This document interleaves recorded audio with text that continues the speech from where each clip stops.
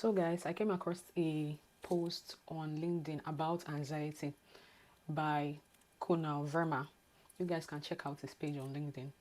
He was talking extensively about anxiety, and it got me thinking, got me remembering about the anxiety I faced while waiting for my visa approval. You understand? So in this video, I'll be telling you guys what anxiety is. Not as if you don't really know, but again, my personal experience and how I dealt with anxiety while waiting for my visa approval, plus how you can basically deal with anxiety while waiting on a particular project, a result, or an answer or something. So let's get right into it.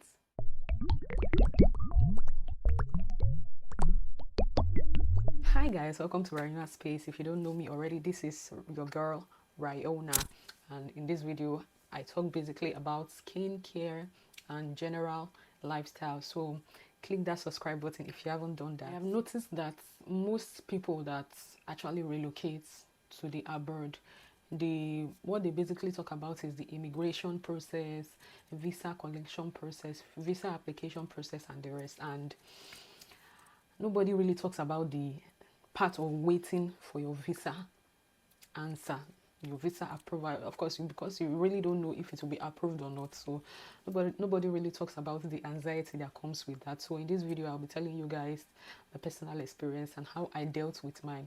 So sit tight with your popcorn in hand, because this might be a lengthy video. I promised myself that I would definitely make a video on this, because this is a huge part of your project, your relocation project, or maybe any other project you are embarking on, that most people don't talk about. They just keep it and they feel it is insignificant, but this is a very large part of it. So this video will be divided into two major parts. The first part, I'll just be telling you guys what anxiety is basically. Then the second part, I would tell you guys how I dealt with mine. So I'll be giving you guys based on my own personal experience. You know me, I like telling you guys things based on what I've experienced, and I don't just say things out of the blues. You get? So based on my personal experience in conjunction with what Kunal Verma said on LinkedIn. So I'll be listing the things he said on LinkedIn, then I'll be telling you guys what my own personal experience is. I'm talking too much. Okay, so what is anxiety? I know personally that anxiety has to do with fear, worry, and the rest. So, but according to NHS, I'm going to be reading this from my phone. So according to NHS, anxiety is a feeling of unease, such as worry or fear, that can be mild or severe. Everyone has feelings of anxiety at some point in their life. For example, you may feel worried and anxious about sitting an exam or having a medical test or job interview. During times like this, feeling anxiety or feeling anxious can be perfectly normal. So from what I just read, anxiety is a normal thing. It happens to just anybody. It is a feeling. It is a feeling. It is attached to our emotions. So it happens to just any person. So when you start feeling anxious about one thing or the other, don't think you are abnormal. It happens to everybody. It happens to everybody. How I dealt with anxiety while waiting for my visa. Also, this can be used in other contexts to, like, how to deal with anxiety while waiting for your projects. There are so many projects you might be doing, you understand, and probably your exam results, probably a reply from that employer, probably a reply from that client, and all those of so many ways. So this can be applied to different facets of life, not just for waiting for visa. So again, I listed them out so that I don't forget them. The first on my list is accept your emotion. So accepting your emotions is one of the biggest way to start dealing with your emotions, with your anxiety. You have to accept the fact that, okay, you are anxious. It is normal. You are human. Every human feel anxious at one point or the other in their lives. It is normal. So running away from the truth or denying it is not going to help you. Trust me, it won't. So that leads us to number 2 point, which is seek support or share. Now, I remember vividly while processing this whole, the whole stress, especially if you're in Nigeria, you know what I mean. You know the whole stress that comes with processing your relocation to another country entirely. It is very stressful. It is mentally draining a lot. So things like this, it takes your mind off a lot of things you're supposed to do. Like that period, I was supposed to um, continue with my UI UX course. I was supposed to build my portfolio more. I was supposed to do other things. I was supposed to even make YouTube videos. Some of my tutorials I planned on, everything. I stopped every single one of them because I couldn't focus. I couldn't focus. So at a point, I told myself, no, I can't do this on my own. I literally had to start seeking support. I had to start sharing every of my feeling with my sister, and she helped me a lot.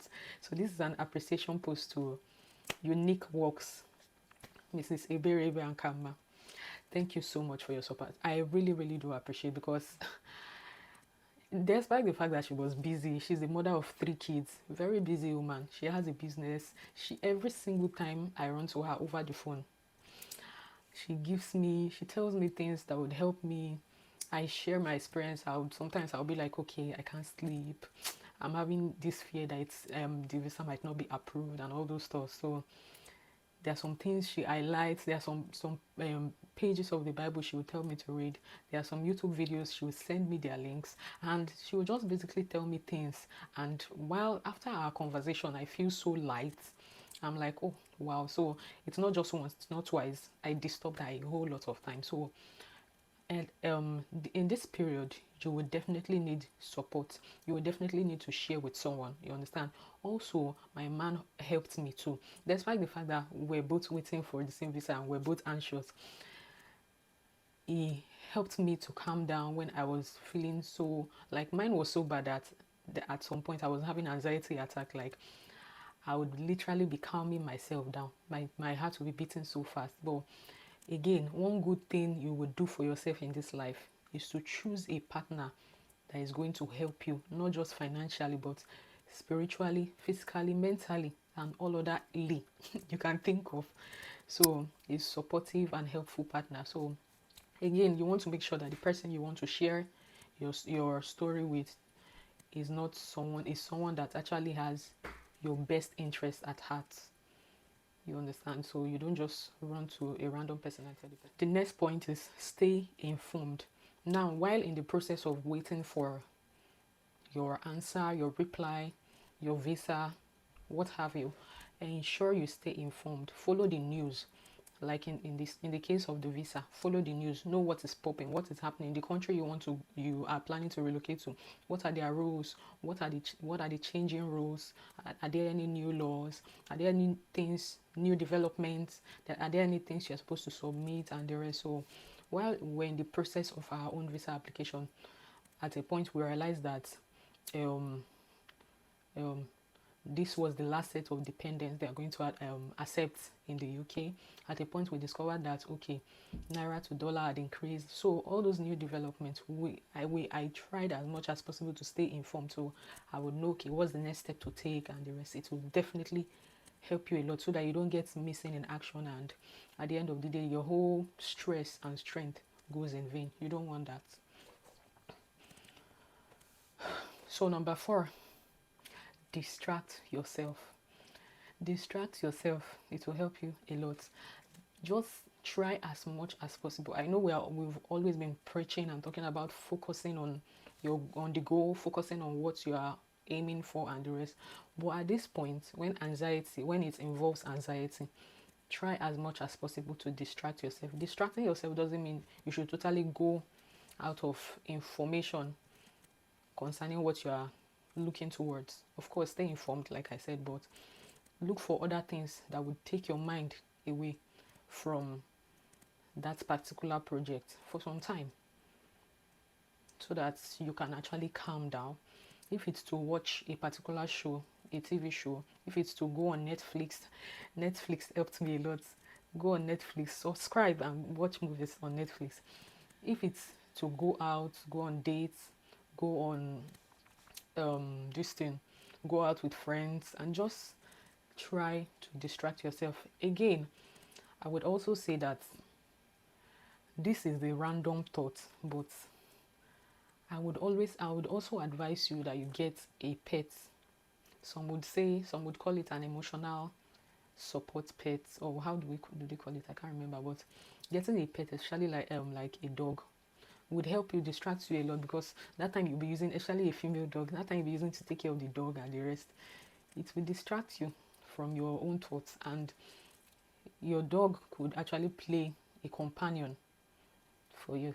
You get? So this is just a random thought. It's not as if I had a pet, I'm just saying. So the next point is practice self-care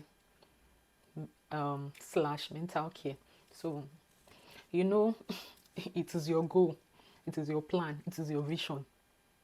God forbid something happens to you, it is all gone.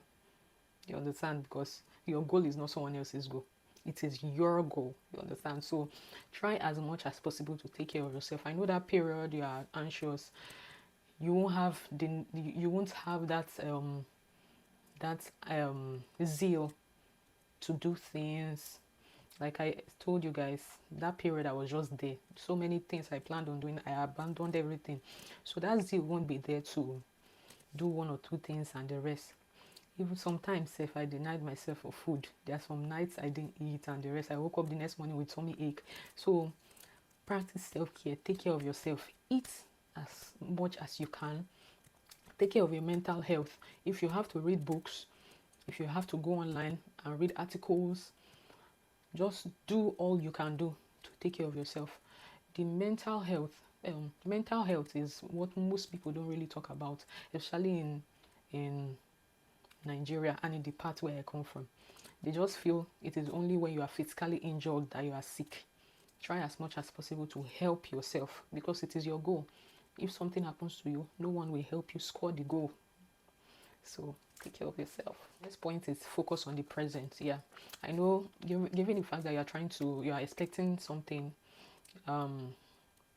it is very easy for you to start thinking of what is to come and what has happened. Probably in time past, probably you're waiting for your exam result, and in time past you failed that exam so much. Like I remember when I was writing my senior school certificate exam, WAEC, I had issues with my math, so I failed math a lot. Not like failed passive, but I was always having pass in maths, and I needed at least a credit in maths to further my education. So each time I was going for the next exam, I was always having an anxiety shock while in the exam hall. So that alone helps spoils my grade, because I won't be able to calculate well. So leave the past. The past has gone. Don't let the past kill your present. You understand? The only time you should look back, like they would always say, is to see how far you've come. You get? You are here already. You are at this stage. So leave the past. Allow the past to go. Now, for the time being, given the fact that you're having serious anxiety, leave what is to come. Just focus on the now and take care of you now. You understand? So focus on the present. So that leads us to the next point, which is ask yourself, be very honest and plain with yourself, because it is you, of course. Ask yourself, what's the worst that could happen and what's the best that could happen. This helped me a whole lot, because it made me to start planning and the rest. So first off, what's the best that could happen? Oh, the visa was going to be approved, and of course we'll relocate and the rest. So good and fine, that is our prayer. But what's the worst that could happen? The visa will not be approved, to be denied. What next? Now this is going to help you to further plan, which means you should not just have plan A, you should have plan A, B, C, D, E to Z. So I started planning ahead. I was like, okay, if the visa is not approved, as at that period, why it was even really bad was I had nothing. Like I'd already stopped my business. I had a business I was running, but I'd already stopped my business to face the relocation movement. So I had already, what I had was just me. So, and that period, I don't want to go into details. I don't want to say what I'm saying. It was as if my partner and I had nothing. You understand? So if it didn't work, it was a big blow. It was going to be a big blow. So again, I sat him down one day and I was like, what if this thing does not work, given the fact that like we don't have anything again. What if it doesn't work? And I told you guys, please, the best thing you would do for yourself in life is to pick a supportive partner, a partner that is going to help you, the right partner. I asked him and he was like, it's not going to be easy, it's going to be a big blow, but we would have to start again. We'll have to start again. We'll gather the crumbles remaining and start building again. Point 8, be positive. Stay positive. Yeah, I know you've asked yourself, what's the best that could happen? What's the worst that could happen? But stay positive. Have that belief, have that mindset that only good things happen to you. Have that belief that any single thing you lay your hands to come out prosperous. You understand? So be positive. Ignore your past failure. Again, if it still doesn't come out positive, just know it wasn't meant for you. I know that sounds like a cliche, but I've come to believe that any single thing I put my hand into comes out well. But if it doesn't come out well, it wasn't meant for me. That means a bigger door is going to open. So, and it has been working for me. So number 9, if the anxiety is too extreme, like if your anxiety attacks and the rest, like mine wasn't extreme, it was something I could control because I had people to talk to, you understand? But if yours is too extreme and it's something you can't control, please seek professional help. Please, like I said, it is your goal, not someone else's goal. It is your goal. So if something happens to you, God forbid something bad happens to you, nobody is going to take up the goal for you. You understand? So seek professional help. Don't be shy. Don't be ashamed of it. This is your life. Nobody is going to live this life for you. Then, number 10, and the most important part of it, pray and study the Bible.